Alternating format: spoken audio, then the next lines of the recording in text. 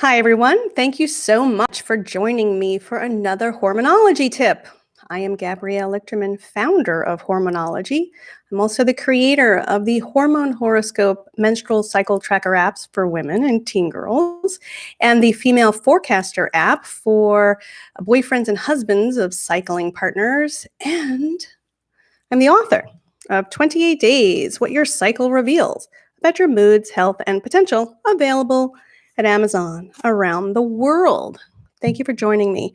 So excited to share another hormonology tip. I genuinely enjoy sharing hormone knowledge with you because I feel it's very empowering. And we went way too long, way too many generations without this great knowledge. So happy to share it. Today's tip is about how to use hormones in your cycle to reach your weight loss, weight gain, or weight maintenance goals. So the thing is, the hormones in your cycle impact your food and exercise and how that impacts your weight. And we all have different goals. Some women want to lose weight, some women need to gain weight, and some women need to maintain, depending on your needs, whether you're an athlete or you want to get healthier. So it doesn't even matter which goal it is, loss, gain, maintenance. Knowing how your hormones impact exercise and appetite and blood sugar is really, really key to reaching your weight goal. And I'm going to explain how in this video. So let's start with food, because food is a big one. We all have to eat it. So it's good to know how our hormones are impacting our appetite and blood sugar and food in general. So let's go right into it. So we're going to split the cycle up into two parts for this video. It's going to be very easy to understand. So for food, we're going to be talking first about most of the first half of your cycle. So that's starting a couple of days after the start of your period through ovulation. On these days, your appetite is a little bit less, believe it or not. And your cravings are really, really, really low, especially compared to the second half of your cycle, which we'll get into later. So your appetite is less, your cravings are lower, and you can go longer between meals or go with less food and still maintain your energy. Now, I'm not saying skip meals, and I'm not saying, skimp on meals. What I'm saying is that these are the days that you can serve yourself smaller portions, healthy though, you want to stay alive, but smaller portions of healthier foods. And you won't miss junk food. You won't experience a dip in energy. So a couple of days after the start of your period through ovulation, these are the days to focus on eating healthy foods, healthy lower calorie foods. You want to have that broth-based soup or those salads, those beautiful vegetables. And you want to make those portion sizes smaller because you won't miss it. So these are the days to focus on eating healthy and reining it in. Now, during the second half of your cycle, it's a completely different story. Well, actually, let me tell you why your appetite is actually lower and your cravings are lower during the first half before I get to the second half, because that's going to be important. The reason is estrogen is rising. As estrogen rises throughout the first half of your cycle, it has a slight appetite suppressing effect. Also, during the first half of your cycle, progesterone is bottomed out. And as we'll find out in 1 second, progesterone is the reason why you get so many cravings. So during the first half of your cycle, rising estrogen is the reason behind decreased appetite, and bottomed out progesterone is the reason you don't have as many cravings. So now let's go back to the second half of your cycle. Now the second half of your cycle is the day after ovulation through the day before your next period. So it's the 2 weeks leading up to your period. It's the final 2 weeks of your cycle. And during this time, boy, things are different. They're so different. If you suddenly feel cravings and intense hunger, and you want to eat everything in the kitchen and the store and the bakery, that's because progesterone is now rising. Progesterone is at an elevated state throughout that entire 2 weeks of your cycle. And when that happens, progesterone increases your appetite. It increases your cravings. Um, it also has another effect that's important on many women. It can make you more sensitive to drops in blood sugar between meals or if you don't eat enough. I experienced this myself. So what happens if you have too little at a meal, or if you go a long time between meals, you can experience a blood sugar crash that instantly makes you irritable or tired or depressed. It has a real sudden impact on you. Fortunately, eating can reverse those symptoms because they're symptoms of blood sugar, low blood sugar. But it's really important to know all this about food in the second half of your cycle, because these are the days when you're going to be challenged by a greater appetite. You're going to be challenged by those cravings for high calorie foods, when your blood sugar may drop between meals.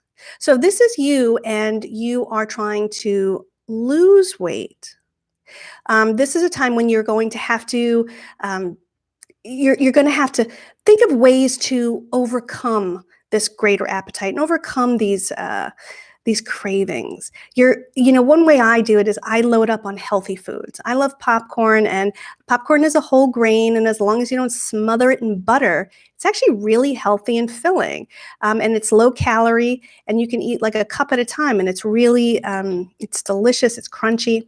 So one way you can combat cravings and greater appetite is by loading up on healthy foods.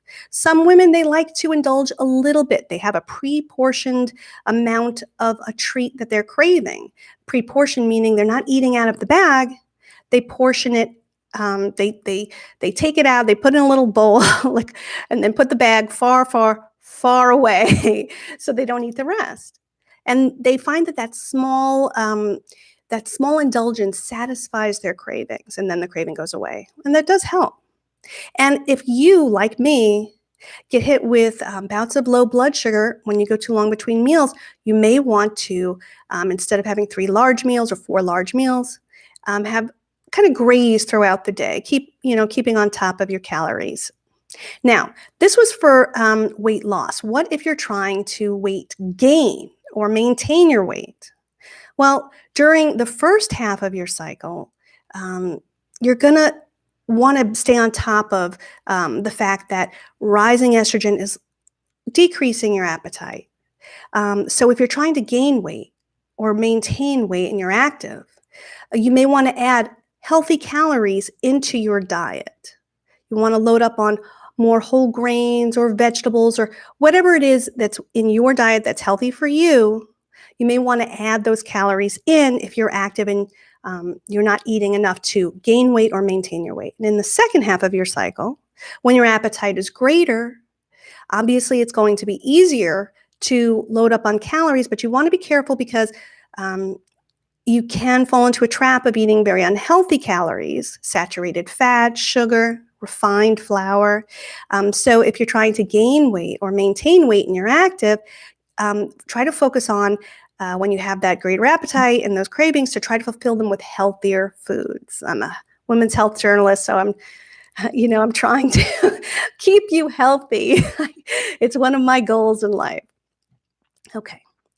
So let's talk about exercise, because exercise is really interesting in our cycle. I mean, this is really going to blow you away. If you haven't heard me talk about this before, listen up now. Pay attention. This impacts all women with cycles. During the first half of your cycle, first day of your period through ovulation, your body creates more muscle and creates muscle faster when you do strength training exercises. That means when you lift weights or do isometric exercises or you use resistance bands, you are building more muscle and building it faster from the first day of your period through ovulation. And this is due to rising estrogen. The second half of your cycle, most of the second half of your cycle, from the day after ovulation through a few days before your next period, something else happens. You are burning up to 30% more fat during aerobic exercise. That means when you run, speed walk, bike, swim, even hula hoop, you are burning up to 30% more fat. Now, aerobic exercise is when you get your heart pumping and your circulation moving. So let's talk about how that impacts weight goals. If you are trying to lose weight, building muscle during the first half of your cycle is really critical because um, muscle gobbles calories.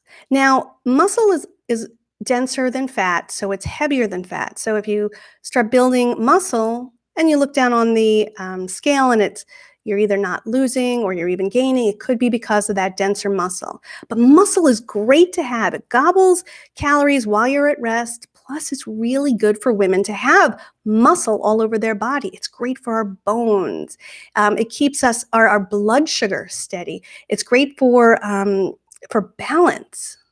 Having muscle is good for us. And then when we get into perimenopause and menopause and we start to lose muscle, having all that muscle while we were cycling really helps. It really helps. So muscle is good. So during the first half of your cycle, you're building more muscle. So that's good if you're trying to lose weight, building muscle. But what if you're trying to gain weight or maintain weight? Well, if building muscle, as I just pointed out, is really beneficial for all women.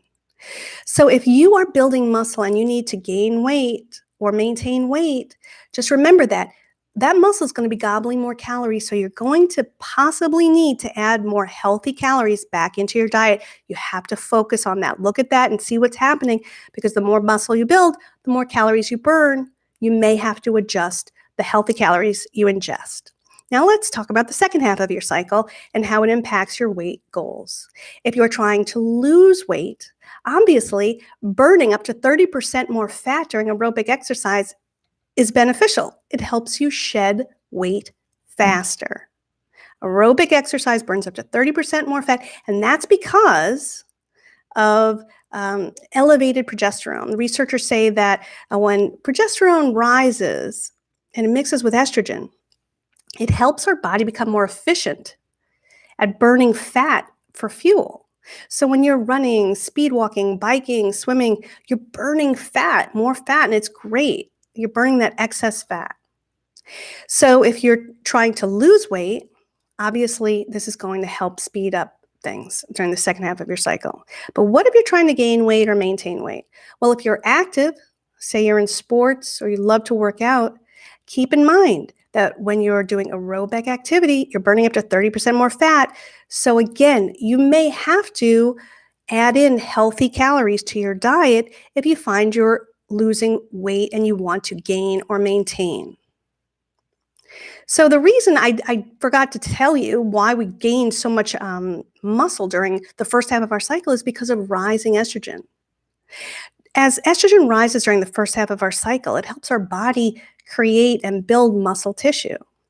Now, any physical therapist will tell you you shouldn't be working out the same muscle group every day. So it's great to take advantage of these perks in our cycle, but be careful. You want to work out one muscle group about once every 2 or 3 days. You want to let those muscles rest and repair, because that's really how your muscles build. You kind of like tear them a little, and then they build up and they build stronger and bigger. So, one day I like to work out actually. So one day I'll do my arms, another day I'll do my legs, and another day I'll do my abs. So I'm switching. So I like to take advantage of the first half of my cycle by fitting in more strength building exercises, but I do it in a smart way by switching muscle groups. And in the second half of our cycle, we can do aerobic exercises, every day. In fact, it's really good to do aerobic exercise every day of your cycle, but you get this added benefit of burning 30% more fat during the second half of your cycle. All right, so if you have any questions about what I've just said, please email me, Gabrielle@myhormonology.com. If you want to learn more about your cycle, visit my website, myhormonology.com. I have a lot of free information on that website, and everything I just said is in my book, 28 Days, What Your Cycle Reveals About Your Moods, Health, and Potential. And frankly, it's probably a little bit more coherent in here than it was in this video. I was a little tongue-tied today. Not enough tea. But it's great for this. The great thing about reading it in this book is that you get to read it every day. So you see those tabs on the end of the pages, those are your days, the days of your cycle. So you read this book like you would, use my hormone horoscope menstrual cycle tracker app. You just go to the day you're on in your cycle. Again, I'll show you because it's pretty cool.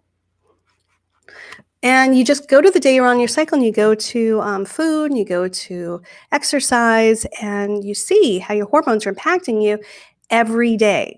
It's right there in black and white, and it's really super helpful. All right, so again, that's available at Amazon around the world, and I hope you've enjoyed this hormonology tip. And until next time.